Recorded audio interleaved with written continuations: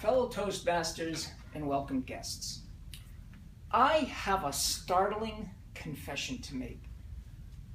I am not a sports fan. Did you hear what he said? Don't take it easy. I can explain. What I meant to say was I'm more of a pretend fan when it comes to televised professional team sports. Football season is nearly upon us, once again, and I'm trying to decide if I'm going to pretend to like the New England Patriots, which is the team I grew up with, plus I love saying Deflategate, or am I going to pretend to root for the New York Giants or Jets, since I live here now. When I lived in Hartford, Connecticut, I worked with this guy who was a die-hard Giants fan. I mean, he would come in Monday morning after the big game and be like, "Woo! We won! Yeah!" And I'd be like, "Whoa, what's this we stuff? You didn't win anything. Were you on the field actually playing in the game? Well, no. Are you somehow associated with the Giants? No. He didn't even live in New York. What was he so excited about?" When I say I'm a pretend fan, what I mean is I don't really care who wins or loses, because when you think about it, it doesn't really matter. It's not like all of the fans of the winning team receive cash bonuses or free tickets if their team wins, right? If anything, ticket prices go up if the home team wins the championship. Am I wrong? The outcome of every game, including the Super Bowl, is inconsequential. No matter which team wins, our everyday lives are not impacted in any way. So why do we all watch week after week? Well, you might say, well, to appreciate the game and the strategy and all that. Okay, fair point. But I must say, I've been watching football for a long time, and I still don't understand a lot of the rules. Like when they call unnecessary roughness. I mean, isn't that what football is? The whole game is based on unnecessary roughness. Why make it a penalty?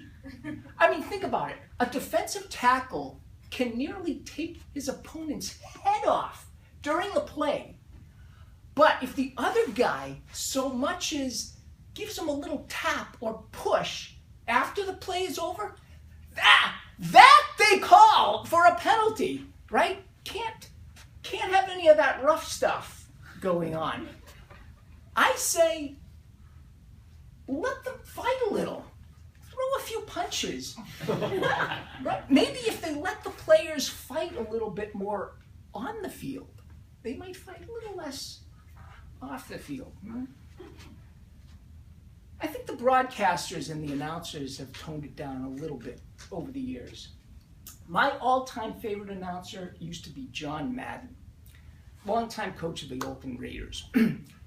Now, this guy was an announcer. There's no pussyfooting around with him. For those of you who don't know who John Madden is, he is the quintessential football personality. He's this big, burly, rugged-looking guy, always talked fast. He even picked his own team of superstars called the All Madden team. Remember that? He would often say he liked players whose uniforms had a little blood on them. Are you kidding me? But what I really liked about Madden were his analyses of the plays. During the instant replay, he would draw these X's and O's that were superimposed on the TV screen to describe what just happened. And inevitably, his summation of the play always ended the same way, with his signature phrase. There he goes, boom! That was it. Allow me to demonstrate.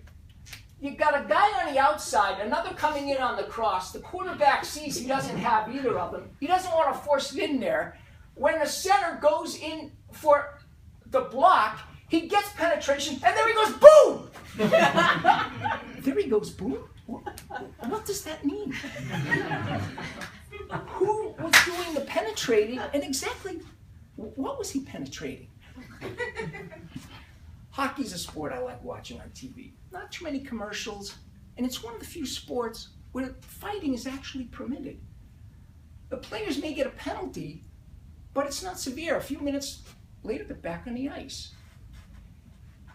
It's kind of like boxing on ice skates. You know, one guy will stick another or do something to provoke him, but they don't start fighting immediately, do they? They kind of circle around one another, waiting for someone to throw the first punch. And they're already in full combat gear. They've got the helmets, right? And they've got these oversized gloves that look like boxing gloves on steroids. I mean, these things look like they could punch a hole through a brick wall. But then what happens? After circling each other 3 or 4 times, they drop the gloves and are ready to go at it barefoot. Why? It seems to me, if your objective is to inflict as much bodily harm on your opponent during a hockey fight, you want to keep those gloves on.